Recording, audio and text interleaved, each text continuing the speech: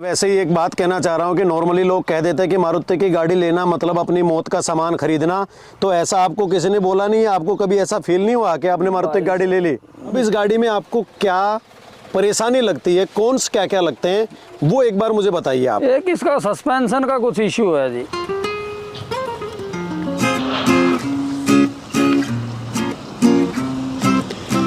Hello दोस्तों, welcome to DSD cars. और आज के वीडियो में भाई बात करेंगे मारुति वैगनार के ओनरशिप रिव्यू के बारे में कि कैसी क्या है गाड़ी, कैसी क्या परफॉर्मेंस है, कैसी चलने में है और कैसा आराम आपको गाड़ी में मिल सकता है। तो ओम प्रकाश जी हमारे साथ हैं। हेलो ओम प्रकाश जी। और आज के वीडियो में इनसे सारी इन्फॉर्मेशन लेने की कोशिश करेंगे मारुति वैगनार के बारे में कि क्यों इन्होंने ये गाड़ी ली, कैसी है चलने में, क्या कुछ माइलेज इनको मिलती है, क्या ये दूसरों को रेकमेंड करेंगे नहीं करेंगे इस गाड़ी को, क्या कुछ प्रोज हैं, क्या कुछ कॉन्स हैं इस गाड़ी के। तो सारा जो निचोड़ है वो आज लेने की कोशिश करेंगे। और 19,000 कुछ किलोमीटर इन्होंने गाड़ी को चला दिया है और इन 19,000 में क्या कुछ इनका एक्सपीरियंस रहा है इस गाड़ी के बारे में, वो सारी चीज़ें आज इनसे जानने की कोशिश करेंगे। तो हो सकता है कि ये वीडियो आप लोगों के भी काफ़ी काम आए कि आप भी अगर वैगनार खरीदने की सोच रहे हैं तो गाड़ी खरीदें या नहीं खरीदें, वो सारे सवालों के जवाब आज के वीडियो में आपको मिलने वाले हैं। तो चलिए जानते हैं ओम प्रकाश जी से कि कैसी क्या गाड़ी है WagonR. Hello Om Prakash ji. Hello जी, स्वागत है आपका हमारे DSD कार्स पे। Thank you sir. और आपका क्या एक्सपीरियंस रहा है इस गाड़ी के बारे में जब से आपने ली है? वैसे ये कितने दिन से ले रखी है आपने गाड़ी? 10 महीने हो गए जी, फरवरी में ली थी। तो 10 महीने में 19,000 कुछ किलोमीटर आप इस गाड़ी को चला चुके हैं। जी जी जी। तो फिर तो आपने काफ़ी पैसे लग रहा है बचा दिए CNG पे और पेट्रोल के। अगर मैं डिफरेंस की बात करूं कवर कर रही है, बाइक के खर्चे में चल रही है। तो कैसी है चलने में गाड़ी, मतलब क्या क्या उसका एक्सपीरियंस आपका इस गाड़ी के चलने के लिए? गाड़ी अच्छी भली चल रही है, ठीक ठाक है। एक्सपीरियंस तो वही है, ना ज़्यादा टफ है, भारी है, नॉर्मल व्हीकल है। और जो माइलेज है वो आपको कितनी क्या मिल जाती है CNG में? 31-32 की लमसम है। ऑन हाईवे या लोकल रूट की बात कर रहे हैं आप? मैं तो टोटल का ही काउंट किया है। अच्छा, तो सुबह शाम जो पेट्रोल में चलती है उस सबको इंक्लूड करने के बाद है? एक नॉर्मल बाइक के खर्चे में चल रही है। तो अगर पेट्रोल को हटा दें तो कितना मान सकते हैं माइलेज? है 30 मान लो। 30 मान लो। तो 30 तो फिर काफ़ी अच्छी एवरेज देती है। मान लो 2 रुपये किलोमीटर में ही लगभग चल रही है आपकी गाड़ी। वही वैसे तो पेट्रोल में 5 के लगभग चलती है। 2 की औसत आ रही है, 2 रुपए के पर किलोमीटर। तो आप बुरा मत मानना, लेकिन सबसे पहले मैं क्वालिटी की बात अगर करना चाहूँ कि इसकी बिल्ड क्वालिटी ठीक नहीं है मारुति की गाड़ी की, तो फिर आपने मारुति वैगनार क्यों ली? बिल्ड क्वालिटी तो बाइक की भी ठीक नहीं होती, बाइक पे भी तो लोग चल रहे हैं। हाँ खैर ये भी बात है। धूल मिट्टी से हर एक चीज से बचा रही, सर्दी गर्मी बारिश। तो आपने मारुति की गाड़ी ली, आप टाटा की गाड़ियों की तरफ क्यों नहीं गए? टाटा गाड़ी ले लेते, CNG वगैरह होती तो। अब डीजल में पेट्रोल में चलानी हर एक के बस की बात थोड़ी है।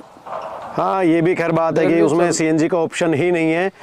अब तो खैर जल्दी टाटा टियागो आने वाली है, लेकिन 1 साल पहले तो नहीं थी जब खैर आपने गाड़ी ली। तो उस हिसाब से जो आपका डिसीजन है मारुति वैगनार का, तो आपने सिर्फ वैगनार पे ही ध्यान दिया था या और भी गाड़ियाँ आपने देखी थी?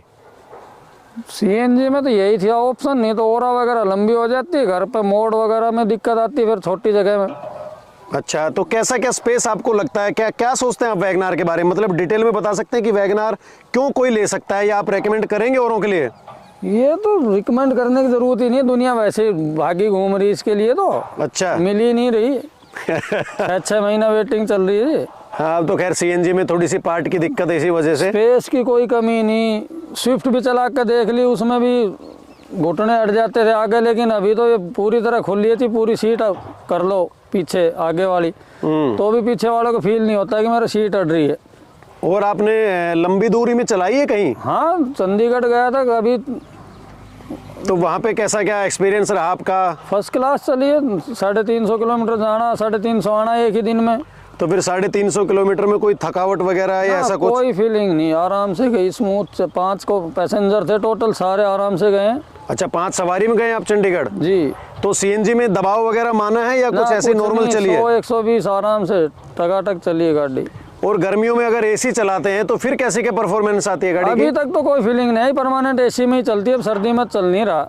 अच्छा, गर्मियों में तो बंदी चलती है AC में।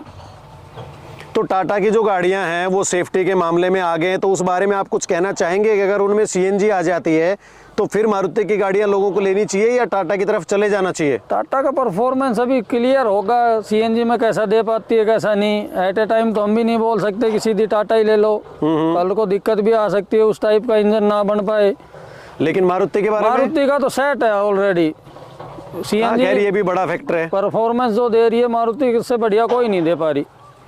बिल्कुल, ये तो खैर आप सही कह रहे हैं कि मारुति का जो इंजन है वो सीएनजी में बिल्कुल सेट है, उस हिसाब से बढ़िया परफॉर्मेंस मिल जाती है। टाटा इनिशियली ला रही है तो अभी क्या पता लगे क्या क्वालिटी आए, क्या उसमें परफॉर्मेंस मिले। बिल्कुल सही तो कह रहे हैं आप। जो भी लेगा एक बार तो हिचकेगा ही कि यार शुरुआत है, कहीं कोई दिक्कतें बनती रहे। तो आपने ये जब गाड़ी ली थी तो उस टाइम पे आपको कितने की ऑन रोड पड़ी थी? मैं तो कैंटीन से ली है जी। अच्छा। हाँ, 5.25 में पड़ी, 5.25 के लमसम एसेसरी के साथ। तो ये भी आपको फायदा हो गया, बिल्कुल अल्टो के प्राइस में आपने वैगनर ले ली। जी जी जी, बहुत अच्छी बात है। खैर आर्मी के लोगों के लिए इतना फायदा तो होना चाहिए ही, अपनी जान हथेली पे लेके बॉर्डर पे इतने दिन देश की रक्षा करते हैं, तो ये फायदा भी आपको मिलना चाहिए। खैर बहुत अच्छी बात है कि आपको 5.25 5.30 में ही ये गाड़ी मिल गई, तो 70-80 हज़ार आपने सीधे सीधे इस गाड़ी पे बचा लिए। वो कुछ बेनिफिट गवर्नमेंट ने दे रखे वो मिल जाते हैं। हाँ, तो इससे अब तो खैर और भी ये 6,30,000 में LXi ऑन रोड पड़ रही है। हाँ, उसके बाद रेट बढ़ चुके हैं ना इनके। जी, तो आपने जो मॉडिफिकेशन वगैरह कराया है वो बहुत ज़्यादा तो खैर मुझे नहीं दिख रहा है गाड़ी में कि आपने कराया है ना, कुछ लेकिन फिर भी जो बेसिक चीज़ें वही आपने एड ऑन कराई है। तो शोरूम से कराई है, आफ्टर मार्केट कराई है? मेरा लगभग सारी चीज़ें शोरूम की हैं। व्हील कवर है, फॉग लैंप है, रियर स्पॉइलर है, ये सब। और ये क्या है, साइड मोल्डिंग्स। हाँ, ये सब कंपनी की है। तो आप सजेस्ट करते हैं कि शोरूम से ही हमें लगवानी चाहिए या आफ्टर मार्केट जो लगवाई हुई चीज़ें होती हैं वो भी नॉर्मली ऐसी ही होती हैं? देखो कितना दिन चलना होता है, अगर आपने कम खर्चे में करनी है कई चीज़ें हो जाएंगी बाहर से, कंपनी में थोड़ी महंगी लगती हैं। अच्छा, लाइफ ज़्यादा है उनकी। नहीं मतलब कुछ चीज़ें तो, हाँ मतलब जो आपने लाइफ बोला वो तो ठीक है ना, ज़्यादा तो चलती है ना चीज़ें। हाँ, लाइफ ज़्यादा है इनकी, अभी तक कोई दिक्कत नहीं, साल भर में ये हिलने लग जाती हैं। तो जब आप 5 लोग गए थे चंडीगढ़ तो पीछे के जो 3 लोग बैठे थे उनको कैसा क्या आराम मिला? पीछे किसी ने कोई शिकायत की? मैंने उनसे रिस्पॉन्स भी लिया था, बोलो बहुत आराम से आए जी, कोई दिक्कत नहीं आई। तो मतलब आपने उनसे पूछा भी? बिल्कुल क्लियर किया था, साथ वाले ही थे। हाँ हाँ, एग्जाम देने गए थे, मगर फील तो नहीं हुआ कुछ ज़्यादा तंगी नहीं है, बोलो बिल्कुल रिलैक्स आए। और अगर बूट स्पेस की हम बात करें कि सीएनजी लगने के बाद कितना क्या बूट स्पेस गाड़ी में मिलता है, तो उसके बारे में आप क्या कहना चाहेंगे कि अच्छा खासा स्पेस है या फिर नॉर्मल जो मिलता है वही मिलता है? हम एक नाइट स्टे के लिए गए थे, उस टाइप के 2-3 बैग, इसमें 3-4 बैग आ गए थे छोटे छोटे। अच्छा जी, क्योंकि अल्टो में तो बिल्कुल भी स्पेस नहीं है, और मेरे ख्याल से कि वैगनार ही एक ऐसी गाड़ी है जिसमें सीएनजी लगने के बाद भी इतना स्पेस आपको मिलता है जो कि शायद किसी और गाड़ी में नहीं मिल सकता इस कैटेगरी में। ना बिल्कुल नहीं है जी, किसी में नहीं है। सैलरी हो रही इस रेंज की थोड़ी बहुत अप डाउन है, लेकिन वो छोटी सी है ना, बैठने वाले आराम से बैठ सकते ना सामान रख सकते। और बाकी जो इंटीरियर वगैरह है उसकी लुक में एक बार अंदर चल के बैठते हैं फिर आपसे बात करते हैं। जी, तो इंटीरियर लुक वगैरह की अगर मैं आपसे बात करूं तो इंटीरियर लुक के बारे में आप क्या कहना चाहेंगे? काफ़ी अच्छी है, सेटिस्फैक्ट्री है, या मतलब नॉर्मली है, बस कोई बहुत ज़्यादा खास नहीं है? इंटीरियर लुक कुल मिला के ठीक दे दिया पहली वाली वैगनार से, तो वो बिल्कुल सिंपल था। अच्छा, अब तो फिर भी नए में डबल कलर में दे रखे, डबल टोन में। वो एक ब्लैक ही आती थी।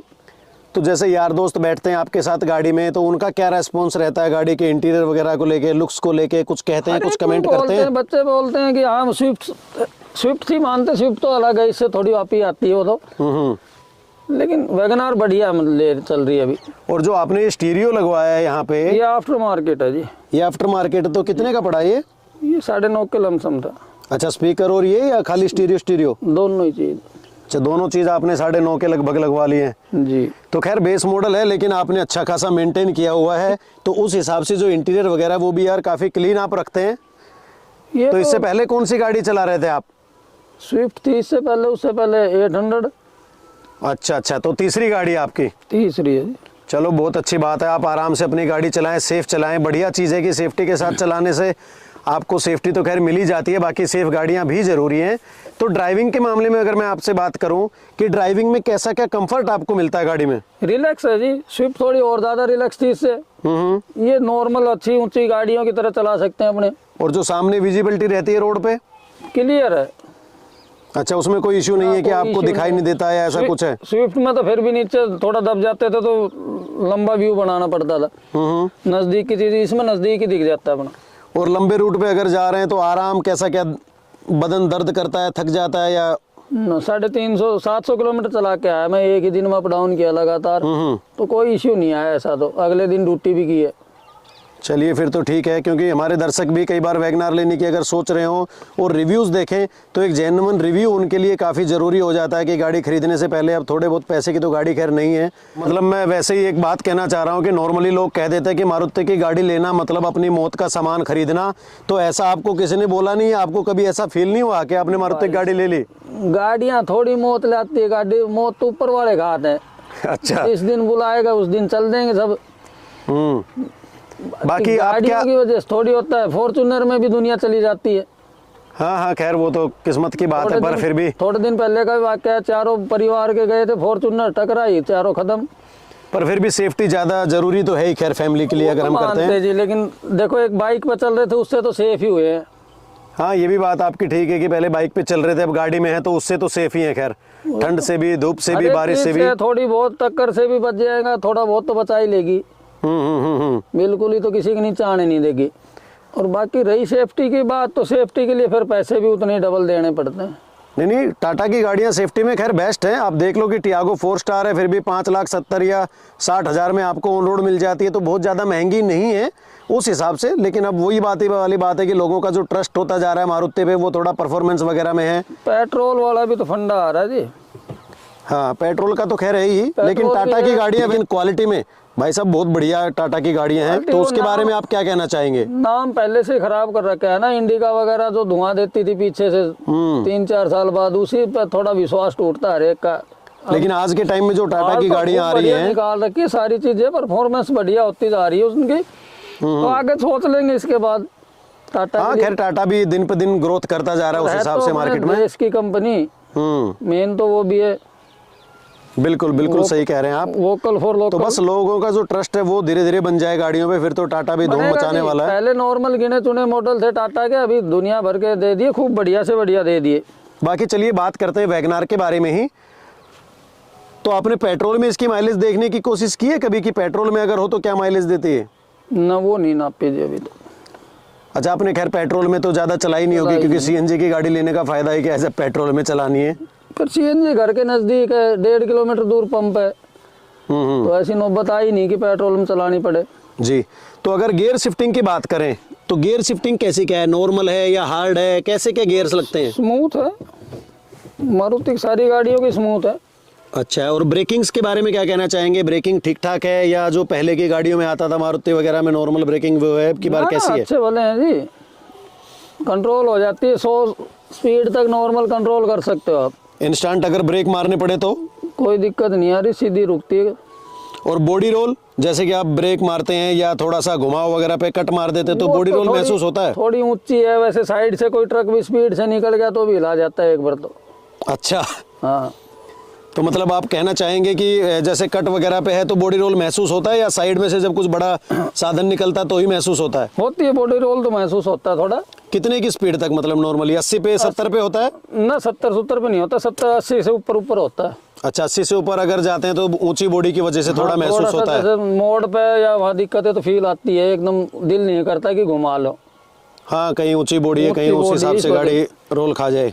बिल्कुल। और 13 इंच के जो टायर्स आपको गाड़ी में मिल रहे हैं, जी। तो उस हिसाब से इन टायरों की क्या परफॉर्मेंस आपके हिसाब से? 13 इंच के टायर ठीक है या फिर बड़े होने चाहिए थे? थोड़े बड़े होते तो फिर ये बॉडी रोल का इश्यू ही नहीं आता। अच्छा, फिर कॉस्ट कटिंग जो की कर रखी है वो थोड़ी सी और प्राइस बढ़ जाते हैं तो उस हिसाब से वो रेंज तो से चल बाहर चली जाता है, जाती। लेकिन गाड़ी तो थोड़ी सही हो जाती है। हाइट वगैरह की दिक्कतें नहीं बनती कि मोड़ पे या हाइट है गाड़ी के, टायर छोटे हैं। तो आपने कभी कोशिश नहीं की 14 इंच के टायर लगवाने के लिए? एक बार तो यूज कर ले इनको, फिर देख लेंगे उनको भी। हाँ हाँ, एक बार लगवा के तो खैर देख ही लेना, लेकिन मुझे नहीं लग रहा कि कोई बहुत ज़्यादा फर्क पड़ना चाहिए 14 इंच के टायर से, क्योंकि नई चीज़ है, अभी उनको ही कहीं उतार कर नए डलवाऊंगा, वही पैसे की दिक्कत है, वो वेस्टेज होगा। कोई नई कीमत थोड़ी दे देगा इनकी। तो एसी की परफॉर्मेंस कैसी क्या है? जब आप गर्मियों में चलते हैं एसी के साथ में तो कैसा क्या कूलिंग देता है? कूलिंग अच्छी भली है जी। ज़्यादा गाड़ियों का तो मेरे को भी एक्सपीरियंस नहीं, लेकिन स्विफ्ट कार अपनी महीन का ही देखा है ज़्यादातर, बढ़िया देता है। और पीछे की सीट पे जो बैठा होता है फिर उसके लिए कैसे क्या जाती है? वो उनसे पूछनी पड़ेगी। नहीं, फिर भी जिस हिसाब से लोग बताते हैं। अभी तक तो बच्चों ने किसी ने ये बताया नहीं कि बाहर गर्मी लग रही है पीछे या हवा नहीं आ रही। तो मतलब कितनी, क्या इंस्टेंट कूल कर देता है या थोड़ा सा टाइम लेता है? मारुति टाइम तो लेती है, सारी टाइम लेती है। टाइम तो लेती है। उसके बाद मतलब फिर नॉर्मल आप मान सकते हैं कि हाँ ठीक है एसी यार। हुंडई वगैरह के एसी बढ़िया दे। अच्छा, तो थोड़ा सा टाइम लेती है, लेकिन उसके बाद खैर टाइम तो इसलिए भी लेती है क्योंकि बड़ा कैबिन हो गया तो थोड़ा सा उस हिसाब से टाइम लेती है। और ये छोटे छोटे ही लगा दिए ना, मेन ये भी सीधे नहीं है। हाँ, एक्चुअली ये ड्राइवर के ऊपर जाते ही नहीं या है। तो ड्राइवर के या को ड्राइवर के, दो के ऊपर ही जाना मेन। हाँ, तो ये इधर वाला इधर ही रह सकता है, वही इसको तो। आप अपने ऊपर नहीं ले सकते। एक्चुअली उधर वाला ही आप अपने पे यूज कर सकते हो ना। ये बंद कर सकते कि एक डोम में से निकाल लें। हाँ, ये भी है कि इसको बंद भी नहीं कर सकते हैं। ये ऑप्शन खैर देना चाहिए था कि अगर इधर कोई नहीं है तो सिर्फ इसको बंद कर दो। खैर वो तो ओवरऑल गाड़ी ठंडी होती है जब आपकी गाड़ी में एसी चल रहा है तो। जाती है, कोई दिक्कत नहीं आई अभी तक तो। और इंजन की स्मूथनेस की अगर मैं बात करूं तो किसी तरह की कोई आवाज आई है आपको? 19-20 हजार किलोमीटर आप गाड़ी को चला चुके हैं। ना, अभी तक कुछ नहीं आती जी, ठीक ठाक चल रही है, अभी कोई दिक्कत नहीं है ना। तो एक बार बोनट खोल दीजिए, जरा स्टार्ट करके दिखाइए कि कोई आवाज वगैरह तो नहीं है।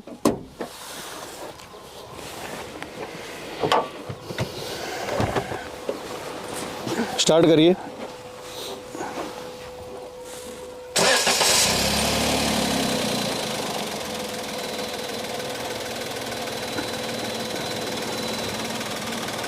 तो भाई 20,000 किलोमीटर गाड़ी चल चुकी है, लेकिन जो इंजन का साउंड है वो अभी भी बिल्कुल नॉर्मल है। कोई ऐसा इशू मुझे नहीं लग रहा है, ना कोई आवाज़ सुनाई दे रही है।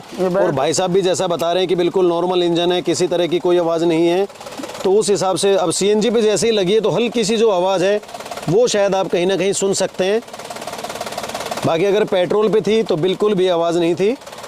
तो ये बैटरी की जो कंडीशन है वो कैसे, ये कैसे पानी सा निकल रहा है भाई साहब? ये 2 बार दिखा लिया जी, एजेंसी वाले बोलते ओवर हो रहा है वो पानी, लेकिन खाली कम भी करवाया, लेकिन फिर वही इश्यू है। अब की बार ले जा कर देखता हूँ, 20,000 पर सर्विस करानी है। अच्छा, या फिर उनको पकड़ा ही दूंगा, संभालो इसको। हाँ, वैसे तो खैर गाड़ी में से ऐसे पानी नहीं निकलना चाहिए। अब इसने ये पूरा गड़ा दिया है, ये खराब कर दिया है। इसका पोस्ट तो मारुति वालों को इस चीज़ पे तो खैर ध्यान देना चाहिए। नहीं, पोस्ट को खराब कर देगा जी इसकी को। बताया, अब 20,000 होते ही इसको फिर ले जाऊंगा सर्विस के लिए। अच्छा अच्छा, तो ये तो बात हो गई मारुति की अच्छी चीज़ों के बारे में। अब इस गाड़ी में आपको क्या परेशानी लगती है, कौन से क्या क्या लगते हैं वो एक बार मुझे बताइए आप। एक इसका सस्पेंशन का कुछ इश्यू है जी। क्या? ये जैसे भी थोड़ा सा भी ऊंचाई नीचाई है ना, उसमें खटक जैसी आवाज़ आती है। स्विफ्ट वगैरह में कभी ये फील नहीं हुआ, ये ऐसे लगती है जैसे सीधी टकरा रही हो किसी चीज़ से। तो अभी आने लगा है या पहले से ही आती है? शुरू से ही है वो। तो आपने उसमें दिखाने की कोशिश की है सर्विस स्टेशन में? हाँ, बताया था उन्होंने, यही कहा कि बोला ऐसे ही है ये। ऐसे ही है? उसके अलावा ना बाकी और कोई इश्यू तो आया नहीं है जी अभी।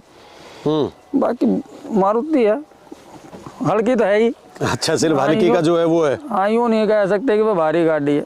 अच्छा, तो हल्की से कोई आपको दिक्कत हुई है, कभी लग गई हो, थोड़ी सी लगी हो और ज़्यादा नुकसान हो गया, ऐसा कभी कुछ आपके साथ हुआ हो? भाई ये थोड़े सी का ही नुकसान है, ये तो इतना खुल गया, टच ही हुई थी बस, नाम मात्र। अच्छा, तो क्वालिटी के मामले में मतलब आप भी ये कहते हैं कि मारुति ठीक नहीं है? ये तो काम चलाने वाला है जी, जिसको अपना यूँ चाहिए कि मैंने डेली ड्यूटी करनी है वो ले लो मारुति कम खर्चे में। हाँ, नहीं तो फिर आप टाटा की तरफ चले जाइए। जो भी अपनी सेफ कारों में अगर जिसको सेफ्टी चाहिए या पैसे एक्सपेंस कर सकता है तो अपना बढ़िया चीज़ लो। बिल्कुल। तो मारुति के ओनर होके भी आप कह रहे हैं कि मान लो मारुति की क्वालिटी ठीक नहीं है, तो वाकई में खैर नहीं होगी। और वो तो खैर सबको पता है कि यार 2 स्टार की, 1 स्टार की गाड़ियाँ हैं, 3 स्टार की गाड़ियाँ हैं, एक ही एवरेजा जो कि 4 स्टार की है, बाकी तो खैर हल्की है। डेली ड्यूटी के लिए तो ठीक है जी। अब दिल्ली में टाटा की भी पेट्रोल में नहीं चला सकते, स्विफ्ट भी इसीलिए देनी पड़ी थी कि यार 900 रुपये शाम को लेके आए, 300 की उसको पिला देनो गए, तेल हो गया नो गए। बाकी सिटी वगैरह के यूज में तो कोई इशू नहीं होगा? ना ना, कोई वैसा नहीं है, क्योंकि वहाँ पे ज़्यादा तेज चलनी भी नहीं है, तो क्वालिटी का भी कोई बहुत मैटर नहीं होता है कि यार थोड़ा ठुकेगी भी तो हल्की ठुकेगी। ध्यान से चला लो जी, वो तो चलाने पे भी हो जाता है ना, थोड़ा ध्यान से चला लो अगर आपको लग रहा है कि मैं मारुति में बैठा हूँ। हाँ, खैर वो तो देखना ही पड़ता है जब चलाना, तो टाटा में भी ध्यान से, ये नुकसान तो अपना ही होना है। बिल्कुल बिल्कुल बिल्कुल सही बात बोली आपने कि ध्यान से अगर चलाएंगे तो खैर कहीं ना कहीं बचाव हो जाता है। अब टाटा हो या मारुति हो, कोई भी हो जी, बिना ध्यान यूँ सोचो कि टाटा ही संभाल लेगी तो ना संभालने के कोई भी। जी जी, बिल्कुल बिल्कुल सही बोला आपने। तो लाइट वगैरह जो हेडलाइट है वो कैसी क्या मिलती है रात में रोड पे? ठीक है, औसत कोई ऐसा इश्यू नहीं ना है अभी तक कि कम दिखता है ना, या ना, ऐसा कुछ है? कोई दिक्कत नहीं आई जी अभी तक। और फॉग लैंप्स की जरूरत है एक्चुअल में गाड़ी में या फिर नहीं? शौकीन नहीं लगवाए थे। अच्छा, तो इनसे कोई ज्यादा फायदा नहीं है या रोड पे चलने में काफी फायदा होता है? सामने का इंस्टेंट जो क्लियरिटी हो जाती है थोड़ी, जैसे अभी धुंध वगैरह भी होने लगे तो थोड़ा नजदीक का दिख जाता है, कुछ है ना रोड पे, तो मतलब पैसा वसूल हो जाता है। हो जाता है भाई। बाकी जो एसेसरी लगवाई है उनसे आप संतुष्ट हैं कि जो आपने लगवाई है वो अच्छी क्वालिटी की मिली आपको शोरूम से, ऐसा कुछ? ना, ये बढ़िया चीजें लगा रखी है कंपनी ने सारी। आज तक तो इनमें कुछ आया नहीं, बाहर के होते थे निकल के चले जाते अभी तक तो अच्छा, साल भर में। हाँ खैर शोरूम से लगवाने में पैसे तो ज़्यादा लगते हैं, लेकिन जो क्वालिटी है वो तो चीज़ों की अच्छी मिलती है। बाहर से लगवा लो, इन पर स्ट्रिप बांध के देते हो। हाँ, स्ट्रिप लगती है, वो वाइट वाली काफ़ी बुरी लगती है वैसे फिर क्या देखने में। लगवाना उनका। सही कह रहे हो।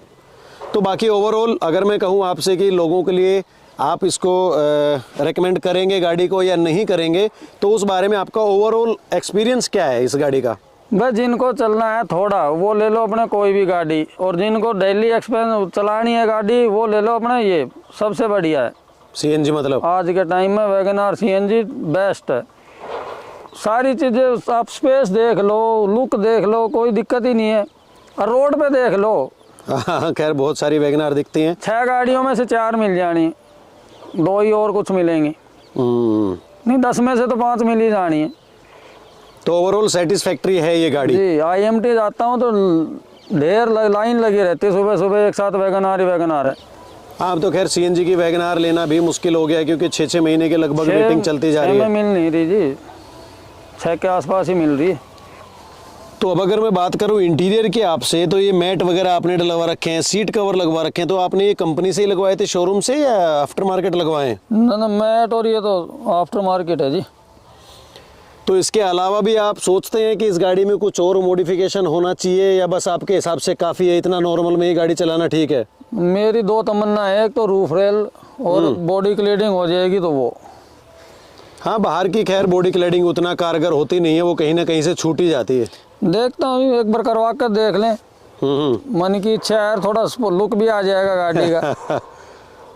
चलिए, बहुत बहुत धन्यवाद ओम प्रकाश जी, आपका आपने अपना वैल्यूएबल फीडबैक हमारे साथ शेयर किया। हो सकता है कि हमारे दर्शकों को जरूर इस वीडियो से कोई ना कोई फ़ायदा होगा, अगर वो भी मारुति वैगनआर लेने की सोच रहे होंगे तो। चलो, थैंक यू जी। तो दोस्तों, यही था आज का वीडियो। मारुति वैगनआर का 19,000 किलोमीटर का जो निचोड़ था वो शायद आपके सामने आया होगा, या अगर कोई क्वेश्चन मैंने नहीं पूछा, आप कुछ और जानना चाहते हैं भाई साहब से, तो आप कमेंट करके बता सकते हैं। उनका भी जो जवाब है वो उनसे मैं लेने की कोशिश करूंगा। तो यही था आज का वीडियो। अगर वीडियो अच्छा लगा हो तो प्लीज़ चैनल को सब्सक्राइब कर देना और मुझे अपना सपोर्ट देते रहना। वीडियो को एंड तक देखने के लिए थैंक यू दोस्तों।